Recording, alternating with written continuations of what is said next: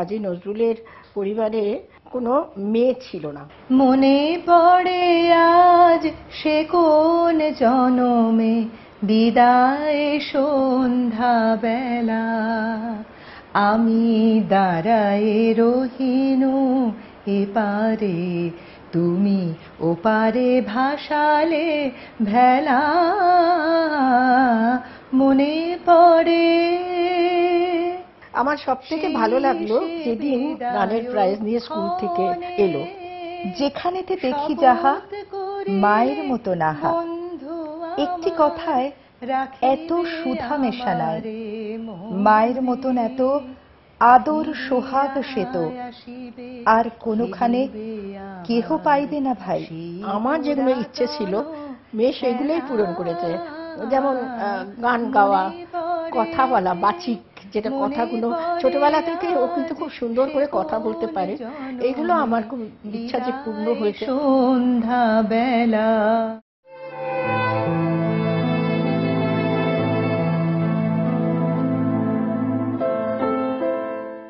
মা শব্দটা খুব ছোট্ট, কিন্তু মানেটা যে কত বড় সেটা আমি যত বড় হয়েছি তত আমি বুঝেছি। আজকে আমি এখানে দাঁড়িয়ে যে কথা বলছি, জীবনে অনেক পথ অতিক্রম করে আজকে যে জায়গাটা এসছি, সেটা মায়ের জন্যই। কারণ একটু অতীতে ফিরে যাই, খুব ছোটবেলায় আমার বাবা মারা যান। তখন আমার সেরকমভাবে খুব একটা জ্ঞান ছিল না, কিন্তু মা কিন্তু আইডল হিসেবে আমি এবং আমার দুই বড় দাদাকে এগিয়ে নিয়ে গেছেন এবং অনেক লড়াই করে। মার ব্যাকগ্রাউন্ড একটু বলি। আমার মা উত্তর কলকাতার একটি বনেদি পরিবারের একমাত্র সন্তান। আমার বাবা কাজী অনিরুদ্ধ কাজী নজরুল ইসলামের ছোট পুত্র।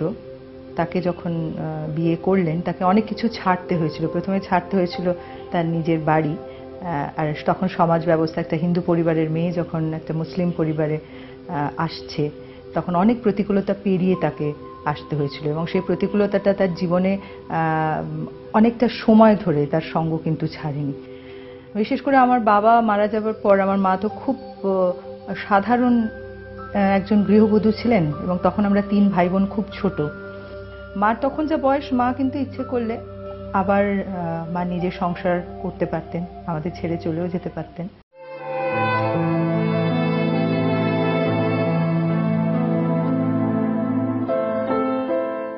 ত্যাগ ছাড়া জীবনে কিছু হয় না। এখন এই বয়সে এসে মনে হয় যে অনেকটা ত্যাগ করেছে মা, এবং নিজেকে নিঃশেষ করে। বাইরের লোক কিন্তু জানতে পারে না যে কেন তিনি রাত করে ফিরছেন বা কেন তাকে নাটক করে উপার্জন করতে হচ্ছে, কিন্তু তার পরিবারের লোকজন, বিশেষ করে তার ছেলে মেয়েরা, আমরা তখনও হয়তো খুব একটা যে মাকে বুঝেছি এটা বললে ভুল হবে। অনেক সময় অভিমান হয়েছে, মায়ের ওপর রাগ হয়েছে, দুঃখ হয়েছে, কিন্তু এখন এই বয়সে এসে নিজে যখন একটা জায়গায় এসে লড়াই করি, প্রতিটা মুহূর্তে জীবনে চলার পথে লড়াই করতে হয়, তখন বুঝতে পারি যে মায়ের লড়াইটা কতটা কঠিন ছিল। মা গান করতে পারতেন, মা লেখেন। এখন কাজী নজরুল ইসলামের কে নিয়ে ভাবনা চিন্তা, লেখা, তার যে কাজগুলো একমাত্র তিনি করছেন, এবং আমার মনে হয় যে একজন পুত্রবধূ হিসেবে তিনি তো না ভাবতেও পারতেন, তিনি শুধু গ্ল্যামারটুকু নিয়ে থাকতেই পারতেন, কিন্তু এই যে একটা পরিবারকে ভালোবাসা, পরিবারের সবটুকু, মানে অনেকে আপনারা নিশ্চয়ই জানেন যে কাজী নজরুল ইসলামের পরিবারেও আর্থিক স্বাচ্ছন্দ্য ছিল না। বিশেষ করে মা ওরকম একটা বড় লোকের বাড়ির মেয়ে, যখন সব কিছু ছেড়ে যখন এই পরিবারের কনিষ্ঠ পুত্রবধূ হয়ে এলেন, তখন কিন্তু সেই প্রাচুর্য ছিল না, কিন্তু যেটা তিনি পেয়েছিলেন মার কাছে শুনেছি, তার শাশুড়ি মানে আমার ঠাকুমা তাকে অনেক স্নেহ, মায়া, মমতা, ভালোবাসা দিয়ে লালন পালন করেছে। সেটুকু নিয়েই কিন্তু মা সংসারে থেকেছে, এবং সেটুকু আমাদের মধ্যে মা দিতে পেরেছে। তো এটা আমার মনে হয় খুব কম মেয়ে পারে। মা হিসেবে না, মা আমার কাছে নারী হিসেবে আমার মনে হয় শ্রেষ্ঠ।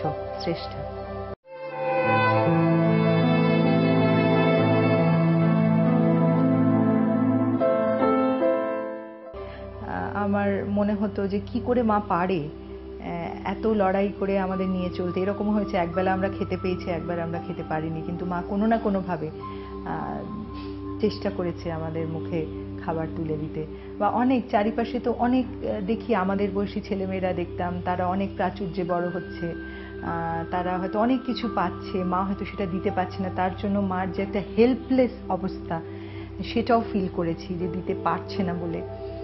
কোথাও না আমরা গায়ে গা ঘেঁষে থাকতাম, আমরা 3 ভাই বোন মা একসাথে। আমরা চেষ্টা করতাম যে মাকে যাতে সেই কমফর্টসটা দিতে পারি। মা ঠিক যেমনভাবে চেষ্টা করতো যে আমার 3 ছেলে মেয়েকে আমি যাতে সবটুকু ঠিকভাবে, শুধু খাওয়ার নয়, তাদের জীবনে চলার ক্ষেত্রে। আমার মনে আছে আমার ছোটদা তখন গিটার বাজায়, সে সিঙ্গাপুরে যাবে একটা ইনস্ট্রুমেন্ট কেনার জন্য। মা তখন কিভাবে কোন জিনিসটা বিক্রি করে সেখান থেকে টাকা নিয়ে ছোটদাকে অর্থ দেবে সেটা নেওয়ার জন্য, ঠিক আছে। সেই রকম একটা চেষ্টা যে আমার ছেলে মেয়েকে আমি যাতে সবটুকু দিতে পারি, এই ইচ্ছাটাই আমার মনে হয় বিশাল বড় ব্যাপার। আমার মা চেষ্টা করেছে আমাদের সবটুকু দিতে, আমাদের পড়াশোনা শিখিয়ে, আমাদের যতটুকু পেরেছে গান বাজনা শিখিয়ে। কিন্তু সেও তো একটা মানুষ। একটা ছোট্ট অভিজ্ঞতা বলি মার, তাহলে হয়তো আমার বন্ধুরা বুঝতে পারবেন। পুজোর সময় যখন সবার অনেক জামা কাপড় হতো, তখন মনে আছে নিউ মার্কেটে কাশেম বলে একজন দর্জি, সেখানে মা নিয়ে যেতেন, ওখানে আমার জন্য জামা বানাতে হতো। দাদারা আনারকলি বলে ওখানে দাদাদের জন্য পোশাক বানানো হতো। এবং আমি যেহেতু ছোট বোন, মানে ছোট বোন যাতে বড় পোশাক পায়, দাদারা অনেক সময় স্যাক্রিফাইস করতো।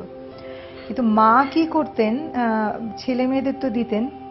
আমার এখনো মনে আছে, আমার যে জামাগুলো ছোট হয়ে যেত, আমাদের পাড়ায়, পাইক পাড়ায়, অনেকেই যদি কেউ ওখানে থাকেন, শিবন শিল্পী বলে একটা দোকান আছে, আমার সেই ছোট জামাগুলোকে মা দিয়ে আসতো।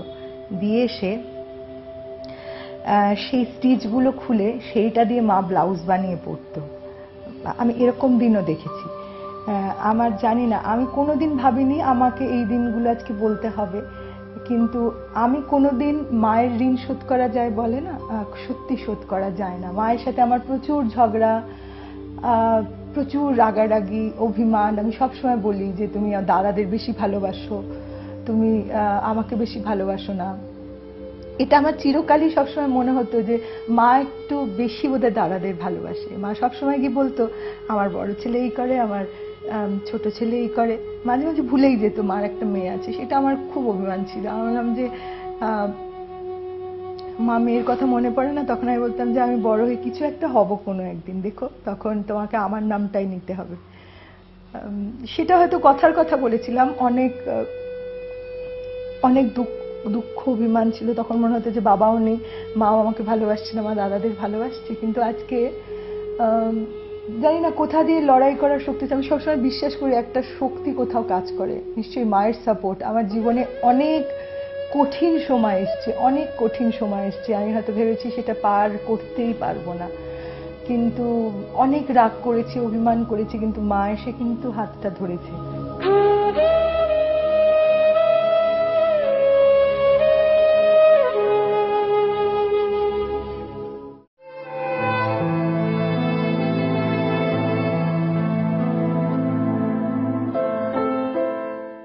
একটা মেয়ে পারে তার গোটা পরিবারকে সাপোর্ট দিতে। সে তার বাবা মা, স্বামী, সন্তান এবং পরিবারের অন্যান্য জনকে সঙ্গে নিয়ে সে কিন্তু এগিয়ে যেতে পারে, এটা জোর দিয়ে বলতে পারে। কারণ যদিও বলি যে বিশ্বের যা কিছু মহান সৃষ্টি চিরকল্যাণকর, অর্ধেক তার করিয়াছে নারী, অর্ধেক তার নর, এটা আমার দাদুর কথা। কিন্তু আমি মনে করি মেয়েরা পারে। আমি পেরেছি, আমি মাকে দেখে শিখেছি। অবশ্যই মা আমার অনুপ্রেরণা। আমি যখন মাকে দেখেছি, মা ঘরে রান্না করে বাড়িতে তার কাপড়ে হলুদ লাগা হাত মুছে কোনো রকমের জামা চেঞ্জ করে গিয়ে আবার ফাংশনে গিয়ে গান গাইছে, আমাকে পাশে বসিয়ে গান গাইছে, যে আমি আজকে গান করতে পারি। প্রথম কিন্তু আমার মায়ের সাথে আমার গান করা অনুষ্ঠানে, রবীন্দ্র সদনে আমি পাশে বসেছি। মা বলল তুই কর, তুই শুরু কর, আমি তারপর তোর সাথে গাইছি। এই যে আমি তোর সাথে আছি, এর সাথে থাকাটাই কিন্তু একটা বড় ব্যাপার, ছেড়ে না যাওয়াটা। এবং আবারও বলি যে ছেড়ে গেলে হয়তো ছেড়েই যেত। অনেক সময় আমি হয়তো মাকে রাগ করে ছেড়ে চলে এসেছি যে না, তোমার সাথে আর কথা বলবো না, আর আমি তোমার সাথে দেখা করব না। কিন্তু মা কিন্তু ছাড়তে পারেনি। দুদিনের পর, অভিমানের পর, রাগের পর আবার হয়তো আমার প্রিয় খাবারটা মা দিয়েছে। আমার ভালো লাগা জিনিসগুলো আমার সাথে তুলে দিয়েছে, বা কখনো আর্থিক কষ্ট বা আমার কি প্রয়োজন সেটা বোধহয় একমাত্র মাই বুঝতে পারে। মনে হয় অনেক সময় মনে হয় যে আমার তো এত বন্ধু বান্ধব, আমার কাছের মানুষ, অনেক প্রিয়জন আছে, সবাই বোধহয় আপন, একমাত্র মা আমার পর। কিন্তু দিনের শেষে বা কোনো একটা নির্দিষ্ট সময়ের পর মনে হয় যে হ্যাঁ, সবকিছু শেষে যদি আমি শেষ আশ্রয়টুকু পাই, সেটা আমার মায়ের কাছে।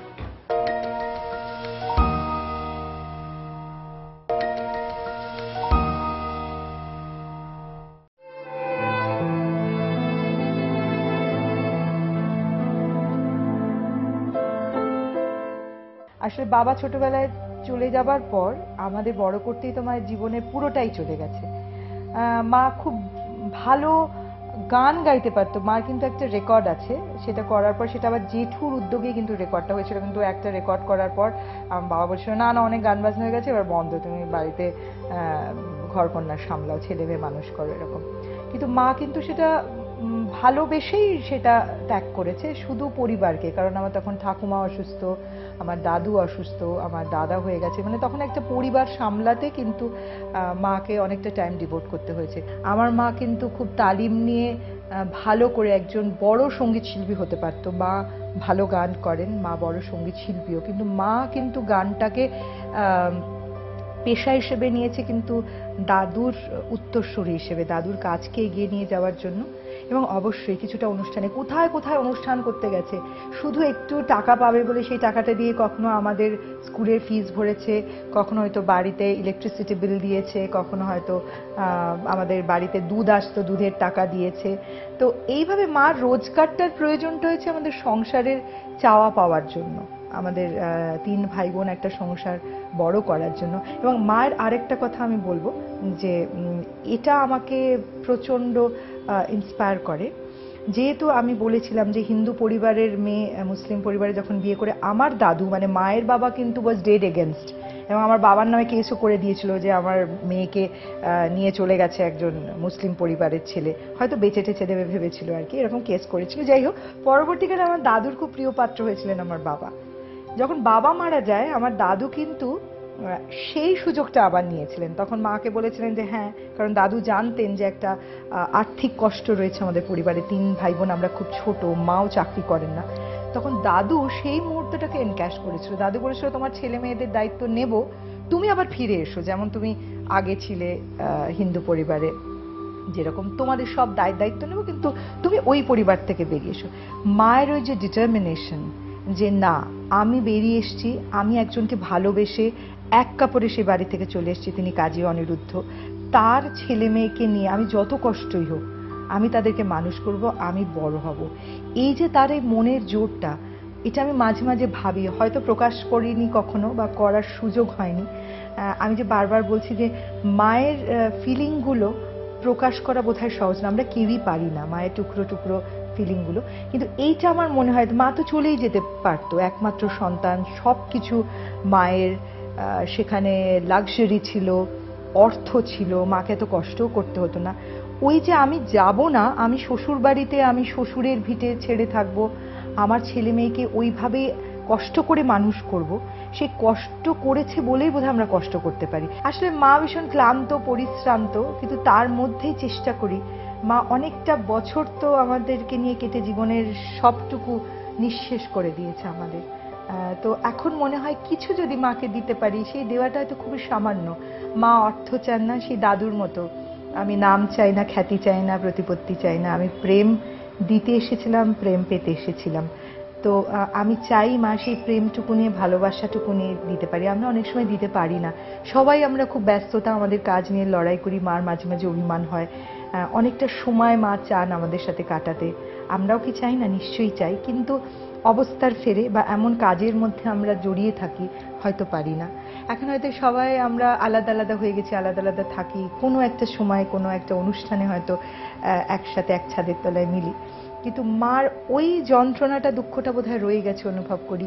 ওই যে একসাথে সবাই মিলে থাকবো, সেই আগে যেমন ছিলাম, একসাথে খাবো, মা হয়তো মেখে, এমনও হয়েছে একটা থালায় ভাত মেখে আমাদের 3 ভাই বোনকে খাইয়ে দিচ্ছে, সেটা হয়তো কিছুই না, মানে সেটা একটা কিন্তু সেটাই মনে হয়েছে অমৃত, মায়ের হাতের মাখা। হ্যাঁ, আমার এটা যেটা খুব মনে হয়, স্কুল থেকে ফিরে সেই দুধ ভাত কলা মেখে মা খাইয়ে দিত, সেই ওই মায়ের হাতের ওই হয়তো নোংরা থাকতো ওর মধ্যে, সারাদিনের অনেক কিছু ঘাম জড়ানো থাকতো, ওই যে খাইয়ে দেওয়াটা, সেটা এখন খুব মিস করি। মনে হয় সারাদিন এই পরে এসে যখন নিজের খাবারটা নিজেকে নিয়ে খেতে হয়, তখন মনে হয় যে একটু যদি মা পাশে থাকতো ভালো, বা ঘুমিয়ে পড়লে মা বলতো আচ্ছা তুই ঘুমা, তোর কোনো ভাবনা নেই, আমি আছি, আমি বুঝে নেব, আমি দেখে নেব।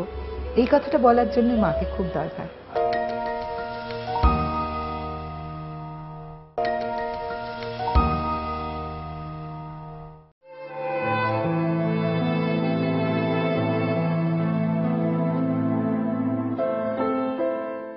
প্রচন্ড, তখন এরকম কোনো একটা মুহূর্ত আসলো মাকে হয়তো পাই না, কিন্তু প্রচন্ড ভেঙে চুরে চুরমার হয়ে গেছে, কিন্তু প্রকাশ করতে পারছি না। কিন্তু যে মুহূর্তে বাড়িতে আসি হয়তো একলা প্রচন্ড কাঁদি, কখনো মনে হয় যে মায়ের হাতটা ধরি বা মাকে জড়িয়ে ধরে কাঁদি, এরকম অনেক মুহূর্ত হয়েছে, হয়তো মার কাছে গিয়ে কেঁদেছি, আশ্রয় খুঁজেছি, একটা আশ্রয়, যে তখন মনে হয় যে সারা পৃথিবীতে কেউ নেই, ওই একটা জায়গা যে বোধহয় আমাকে নিশ্চিন্তে আশ্রয় দিতে পারবে, বলে যে সব কিছু ওলট পালট হয়ে যাক কিন্তু আমি তো আছি। সেই জন্য আমি চাই মা অনেক দিন আমার সঙ্গে থাকুক, খুব সুস্থ জীবনে থাকুক, বা বলে হয় যে কি হয়েছে, আমি তো আছি, তোর এই সমস্যাটা আর্থিক সমস্যা, তোর যে কোনো প্রবলেম, মা হয়তো সেটা সলভ করার জায়গায় হয়তো নেই, মা জানে সলভ করতে পারবে না, কিন্তু ওই যে মাথায় হাত রাখা বা পিঠে হাত রাখা, কাঁধে হাত রাখা, সে আমার অফিসের সমস্যা হলো, ঠিক আছে এটা হয়েছে, কিচ্ছু হবে না, তুই এত লড়াই করছিস, দেখবি ঠিক একটা পথ বেরোবে। সব থেকে ভালো যখন রাত্রে এমন একটা কাজ করতাম, যখন আমি খবর পড়তাম রাত্রে 12টা, 12:30, 1টায় বাড়ি ফিরতাম, সারা পাড়া কিন্তু নিঝুম, মা থাকতো, মাকে বলতাম মা তুমি খেয়ে নিও, আমি এসে খাবো। মা ঠিক দেখতাম জানলার ভেতর একটা মুখ, দুটো চোখ উঁকি মারছে, মায়ের চোখ, এসে মা সেই ঘুম চোখে এসে হয়তো ঘুমিয়ে পড়েছে, কিন্তু মাঝে মাঝে কেঁপে উঠেছে, এই যে এত রাত হয়ে গেল এখনো তো মেয়েটা ফিরলো না, এই যে মেয়েটা ফিরলো না। মা অনেক সময় অভিমান করে বলে, ওটা রেগে যায়, মা এত চিন্তা করো না, তো আর ভালো লাগে না, সারাক্ষণ খালি এক কথা বারবার বলো, বিরক্ত হই। মাকে সময় বলে যে যখন এই কথাটা জিজ্ঞেস করার মতো কেউ থাকবে না তখন বুঝবি। আমি চাই না এই দিনটা কোনোদিন আসুক, এই কথাটা মা সবসময় জিজ্ঞেস করুক, সে টেলিফোনে হোক বা কখনো আমার সঙ্গে থেকে হোক, বা আমি পৃথিবীর যে প্রান্তে থাকুক, কোনো একটা সময় কিছু হলেই যেন মনে হয় আমি ছুটতে মায়ের কাছে চলে আসতে পারি, ওই একটা আশ্রয় যেটা কোনোদিন আমি হারাবো না, হারাতে চাই না।